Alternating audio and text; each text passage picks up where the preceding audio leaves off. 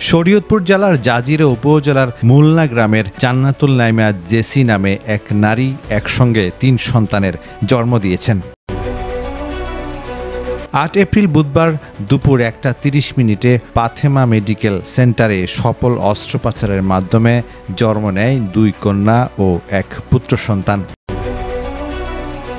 তবে মা ও নবজাতক শিশুরা সবাই সুস্থ রয়েছেন। নবজাতকের বাবা মোহাম্মদ সাগর মিয়া বলেন, আমি অনেক খুশি, সবাই আমার সন্তানদের ও তার মায়ের জন্য দোয়া করবেন।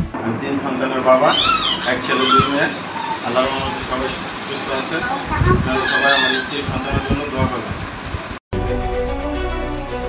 চিকিৎসক ডাক্তার ওয়াহিদুল হৃদয় জানান, সবকিছু সুন্দরভাবে সম্পন্ন হয়েছে, এটি আমাদের জন্য বড় সাফল্য।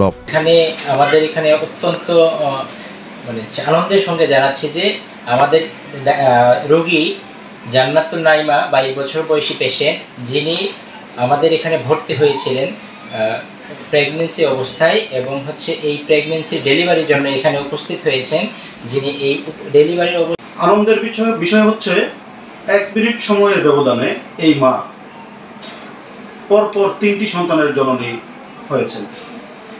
ফাতেমা মেডিকেল সেন্টারের পক্ষ থেকে এই নবজাতকের ও তাদের জননীকে শুভেচ্ছা ও অভিনন্দন জ্ঞাপন করছে। ফাতেমা মেডিকেল হাসপাতালের জিএম আবুল বাশার বলেন, 1 মিনিটের ব্যবধানে পরপর 3টি শিশুর জন্ম বিরল ও আনন্দের ঘটনা। এ খবর ছড়িয়ে পড়লে উৎসুক জনতা ভিড় জমান হাসপাতালে।